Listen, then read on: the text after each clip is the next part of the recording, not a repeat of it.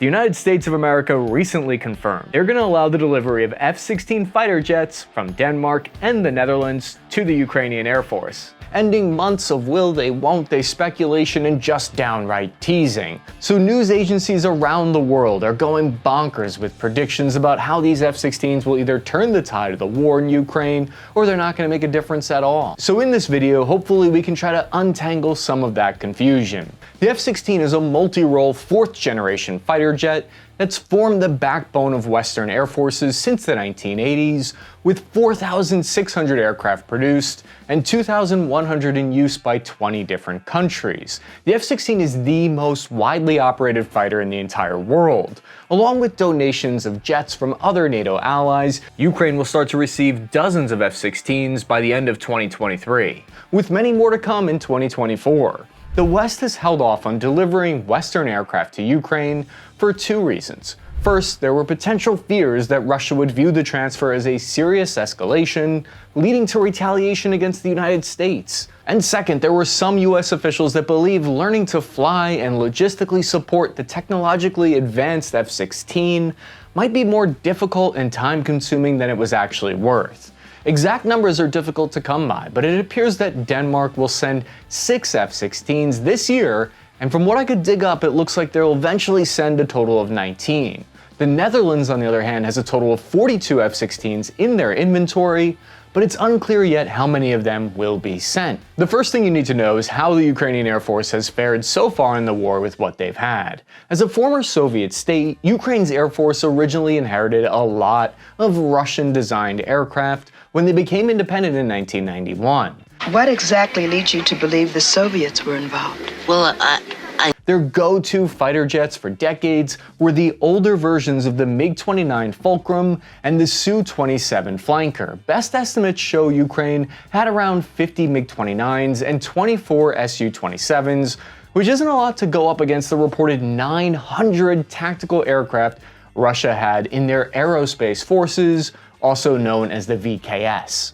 For this reason, analysts predicted a grim forecast for the Ukrainian Air Force just prior to the February 2022 invasion, since Russia had an immense numbers and technological advantage on paper. Yet the assumed Russian air supremacy never came to be, and instead the Ukrainian airspace remains in this contested stalemate to this very day in late 2023. Ukraine's air defense systems and fighter jets forced the Russian VKS to be more cautious with its air missions. This allowed Ukrainian pilots to use hit-and-run tactics to punish any overextended Russian aircraft before retreating back behind their air defense screen. It wasn't all good news for Ukraine, though, and their air force suffered heavy losses in the first phase of the invasion. They lost 62 planes in 2022. Thanks to new tactics and more conservative approach, those losses have dropped to just 7 in 2023. But the fact remains, Ukraine's Soviet-era jets are essentially irreplaceable, making each jet and pilot lost a major blow. On paper, when you look at the capabilities of the former Soviet MiG-29 and the Su-27 jets that Ukraine already flies, they have a lot in common with the F-16. All 3 fighters were introduced just a few years apart in the late Cold War, between 1978 and 1985, with multiple upgrades since then to keep the platforms modern and add new systems or capabilities. The 2 Soviet jets were designed with more of a focus on air superiority and dogfighting, so they're actually faster and more maneuverable than the F-16. The F-16 is more of a multi-role platform for ground and air missions. It's like a Swiss Army knife of planes. It's a small performance gap though. What we're talking about here is the F-16 being around 150 knots slower than the Russian jets, depending on the version. All 3 of the aircraft in question here have around a 9G limit when you're making turns. The F-16 is still a very capable dogfighter, but maybe it's not really fair to say the F-16 isn't as maneuverable, because as many of you know, it can be difficult to calculate. Take a look at this top secret unclassified US Air Force document called the Energy Maneuverability Theory. Created in the 1960s, its whole job was to quantify a fighter jet's flight performance using maths. This document was so vital it was used as a guideline in the creation of the F-15, 16, and 18. Basically, there are several important variables when designing the F-16, including speed, thrust, drag, and weight. If you want to get more out of X, then you're going to need to lose some out of Y. Those are the rules, I didn't make them. But this is why comparing the F-16 to Soviet fighters can get complicated. And these slim margin in performance numbers aren't really what's going to move the needle here for Ukraine. Before we really dig into what differentiates the F-16 from its Soviet adversarial aircraft, I think you'll be excited to hear about the technology coming out of Armacite, our sponsor for today's video. They're offering 10% off all Contractor Series thermal scopes and a special discount on night vision goggles for all of you. I've had the opportunity to test out their NVGs firsthand, and I can confirm they're absolutely awesome. They offer them in both green and white phosphor image intensifiers to allow for optimal land navigation and even reading in complete darkness. And with true dual-channel technology, they provide an expansive 51-degree field of view. The Contractor Thermal Scope is incredible for hunting thanks to its light weight of only 2.38 pounds and an accuracy of 1/2 minute of angle bore sight. There's even a digital heads-up display inside of it with a compass heading. With the holiday season coming up from October through the end of the year, you can purchase any scope in the Contractor Series and get 10% off. Armacite is offering all of you $600 off any pair of night vision goggles purchased between now and the end of the year. Just head over to armacite.com or click the link in the description and make sure to use code TASK&PURPOSE at checkout to let them know you're part of the spare parts army. So if the F-16 isn't radically better than what Ukraine already has from a flight performance standpoint, why have Ukrainian pilots been asking to fly it for years? The reality is the Ukrainian MiG-29 and the Su-27 are much older versions than the same jets that Russia's flying. And to make matters even worse, they're kind of irreplaceable. It's not like Russia's going to sell them anymore, and the rest of Europe has already switched over to Western jets since the 1990s. Ukraine's older version of the MiG and the Sukhoi are also stuck with inferior radars and weapons to what Russia has on their modern variants. Ukraine's MiG-29 can only detect planes out to about 85 kilometers, while Russia's more modern radars can track targets up to 155 kilometers away, including small radar tracks like cruise missiles and certain drones. So Russia not only sees Ukrainian pilots from further away, but they can also shoot them first, including active radar fire and forget missiles. The latest R-77 missiles can hit targets over 110 kilometers away, while Ukraine lacks anything with the kind of range or a fire and forget capability. So switching to the F-16 will completely change this equation, with not only better radar, sensors, and electronic warfare capabilities, but also full access to the entire modern lineup of NATO armament. I didn't list an exact range for the radar because it varies heavily depending on the exact version of the F-16 that Ukraine's going to get, and they might even end up with a hodgepodge of different versions, so it makes more sense just to talk about the missile lock range that we're going to get into in a second. Among the weapons that the F-16 brings is the legendary AIM-120 AMRAAM. Used by the US and allies since 1991, the AMRAAM has a reputation for being an extremely deadly missile, giving Ukraine the ability to reach out over 105 kilometers along with fire and forget capability. I can't overstate how big of a deal that second point is. Active radar missiles have their own radars in the nose of the missile, activating when it's close to the target for final guidance. With these types of seekers, pilots don't have to maintain lock the entire time that the missile's in flight, giving them the ability to launch and immediately evade if they need to, while still having a high chance of hitting their target. Russian pilots have had a huge advantage over Ukrainian Air Force until now, thanks to their active radar missiles, so giving Ukraine the F-16 and a steady supply of the AMRAAMs puts Ukraine on much more equal footing. Another thing you have to remember is that the F-16 is going to have an expected lifespan of between 3,500 and 4,500 flight hours, but old Soviet aircraft, on the other hand, are made using older manufacturing techniques and materials, and they only have around 2,000 to 3,500 flight hours built into the airframe. So just as Ukraine has had to cut back on their air operations to preserve their old MiGs and Sukhois, Russia also had to keep their oldest aircraft on low-intensity operational schedules to preserve what little lifespan they have, so the F-16 is going to be a huge advantage there. This brings us to a major aircraft concept known as imputed losses. When planes exceed their rated flight hours and become unsafe to fly, they become something called imputed losses in the defense industry. The RAND Corporation calculated that Russia may have lost 57 aircraft at a minimum in these imputed losses since the start of the war, in addition to regular combat losses. Meanwhile, Russia's manufacturing base is only able to replace about 18 to 36 of these new aircraft every year. With new, more competitive jets in the skies over Ukraine, the VKS will have to increase their operational tempo for all their aircrafts, putting more stress on old planes and accelerating imputed losses. If they don't, or if they start to lose too many planes, Ukraine could achieve what's called local air superiority in regions that need it the most by surging F-16s into those areas with weak air coverage. This is the calculation Ukraine and the West are counting on to make this F-16 transition worth it. Local air superiority would unlock many more options for both ground and air commanders, allowing combined arms operations that modern combat relies on. The F-16 access to Western standoff munitions also allows pilots to strike deeper behind Russian lines with minimal exposure to air defense assets. And despite the logistical challenges, the F-16 has a huge supply of weapons, replacement parts, and aircraft to offset losses and combat expenditures, something that can't be said for the MiG-29 and the Su-27. Ukrainian fighter pilot Artem stated, quote, "Absolutely, the F-16 will make us stronger.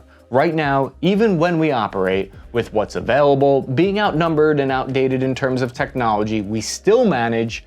If we at least equalize our capabilities in terms of detection and attack, I'm more than sure that this will lead to the Russians being pushed far, far beyond their borders." So what was holding the West back for so long, preventing them from sending the F-16? Well, the Russian Foreign Affairs Minister, Sergei Lavrov, asserted that F-16s to Ukraine would be seen as, quote, "a nuclear threat." In an interview with the state-run Lenta RU news agency, Lavrov expressed that because F-16 fighters can be equipped with nuclear weapons in the US arsenal, Russian forces would interpret F-16s in Ukraine's service as being, quote, "in the nuclear sphere." But this is the same strategy that Russia has employed for years now, drawing supposed nuclear red lines in the sand for any action by the West that opposes their interests. Not just in Ukraine, but all over the world. So I think leaders in the United States and Europe were tired of nuclear blackmail. Russia's unilateral ripping up of the Black Sea grain deal and strikes against agricultural infrastructure, these developments actually helped encourage the West to send the F-16, as politicians and generals cited its ability to target and shoot down Russian cruise missiles and drones in order to protect civilian and civil infrastructure, something the MiG-29 and Su-27 can't do as effectively with their older and less capable radars, which forced UAF pilots to rely on eyesight alone for shooting down these targets. Russia's option for responding to the F-16 shipments are also limited. Diplomatically, the Russian Federation is pretty isolated on the world stage right now. Even China is starting to distance themselves from Russia. Beijing doesn't have much to gain by backing Russia if they do anything drastic in response to the F-16 shipments. There isn't much pressure Russia can put on F-16 donor countries in the political or economic sectors at this point, whereas we weren't sure how that was going to shake out over the first year of the conflict. The F-16 is a multi-role aircraft though, so its capabilities extend to the ground as well as the skies, opening up a whole new arsenal of NATO ground strike munitions. Ukraine has been able to adapt certain Western air-to-ground weapons to their current ex-Soviet planes, but this is an interim solution at best. Western weapons are extremely accurate and effective, yet they're really designed to interface with advanced avionics and targeting equipment that ex-Soviet jets just don't have. A perfect example of this is the AGM-88 HARM anti-radiation missile, which targets and destroys enemy radar systems to blind the enemy and neutralize their longest-range surface-to-air missile batteries. The US donated these HARM systems to Ukraine around July of 2022, and we talked about it then on this channel. And we outlined how they had an immediate effect on Russian air search and defense systems, even with the missiles only operating in self-guidance mode, thanks to the jury-rigged way that it was adapted to fit former Soviet planes. When fitted to a modern Western jet like the F-16 though, the HARM can link itself to the plane's much more powerful radar and sensor systems for greater detection range, allowing the pilot to fire the missile more accurately and with much less danger of return fire. The transition to Western aircraft and equipment is a huge jump in capability. Jets are more than just performance figures and armaments loadouts though. There are more soft factors, quote-unquote soft factors, that can make a difference for pilots in the air. And Ukrainian pilots are very excited about the F-16's up-to-date digital cockpit. Former Soviet MiGs and Su-27s have these old analog instrument clusters with dials and gauges with very few digital displays. By contrast, the F-16 uses multi-function displays for all of its most essential information and user interface, with analog dials used as backups for less time-sensitive tasks. Digital cockpits display information better and can customize the pilot's needs by quickly switching modes in an intuitive way that's less taxing on the pilot's attention. And the pilot's attention is a resource that is just as valuable as a plane itself. Pilots already have to keep track of a lot when they're in the air, from navigation and flight data to weapons, enemy or friendly positions, and radar controls, all managed while at immense speeds. Simplifying controls and information speeds up reaction times and gives pilots greater situational awareness. The United States was greatly invested in pilots' safety and comfort. They abandoned analog instruments and switched to multifunction screens. On the screen, we would be able to switch to the mode that we need at the moment when we're flying on a combat mission. We're not interested in stuff like brake pressure, we'd rather have information on target or enemy weapons. And again, the F-16 systems are much more advanced. They give us an understanding of what is coming from where and where it is heading. It's a quote from Artyom, the Ukrainian pilot. There are some significant hurdles that Ukraine and the West will need to overcome for it to be successful in the current anti-air war against Russia. For one, the F-16 needs a foundational change in how the Ukrainian Air Force operates, and that takes time and resources that Ukraine might not have. Learning to fly a Western aircraft with a completely different design language from Soviet planes means even qualified pilots will need months of training to be combat ready. Not to mention learning a whole new language too. It might sound obvious, but no other country speaks Ukrainian as a national language besides Ukraine. And this also means training documents, technical manuals, maintenance procedures, and schedules aren't available in a language Ukrainian personnel can easily read. While these materials will eventually be printed in Ukrainian, now that the UAF is joining the F-16 club, it's going to take a long time, not just for the aircraft documents, but also the weapons, radar sensors, and support system manuals to also be translated and distributed. As of November 2022, only about 30 Ukrainian pilots had sufficient English proficiency to be ready for immediate training that would take between 2 to 4 months. All other Ukrainian pilots would need additional months of language training before they could even begin flight instruction. This is already with an accelerated training program, since qualification in the US on the F-16 normally takes years even when you know the language. The F-16 itself is also a very different beast than Soviet planes. Soviet designers expected planes to have to operate from small, remote airfields without much support. Conditions called austere landing zones, quote unquote, the MiG-29 and Su-27 in Ukraine have survived as long as they have because of the extra ruggedness built into their airframes that allow them to take off from civilian airfields, highways, or even roads, meaning Russians have had a hard time finding and striking the aircraft on the ground since they're always shuffling to new positions. But the F-16 is far more sensitive to airfield conditions, requiring pristine, chef's kiss, perfect runways, and a lot of maintenance to keep its advanced systems functional. This limits the number of basing locations for the F-16 in Ukraine, which also means Ukraine will likely have to keep its F-16s based in more defended western half of the country to keep them safe from Russian missile attacks, reducing the effective combat range of the jets. Ukraine has been working to improve its air bases since January to prepare for Western jets for this reason. Yet the extensive prep work needed to accommodate the F-16s and its long checklist of needs makes its basing operations much more predictable for the Russian forces. Something that's not often appreciated by us ground pounders is how crucial a fighter squadron's ground crew are to an air wing's performance. On the MiG-29, for instance, every hour in flight requires 11 hours of maintenance, probably even more in Ukraine's case since the airframes are so old and worn out. For the more complex F-16 though, this bumps up to 17 man-hours of maintenance per flight hour and requires a large logistical footprint of sophisticated equipment. If any corners are cut, then crucial components like fuel pumps, hydraulic lines, or flight sensors could fail during the high speeds and G-loads of air combat. I found it hard to believe when Department of Defense documents first stated that training Ukrainian ground crews would take longer than training the pilots. But after seeing crews inspect every rivet, every fan blade, and every surface, check for faults in between flights, It really hammered home the incredible work ground crews do every day to keep these advanced machines flying safely. According to a Government Accountability Office report, maintenance personnel in the United States Air Force require between 23 and 133 days of training just to reach the apprentice level, with full qualification requiring at least 12 months of on-the-job experience. That's way too long when Ukraine will be receiving their first F-16s in just 3 months.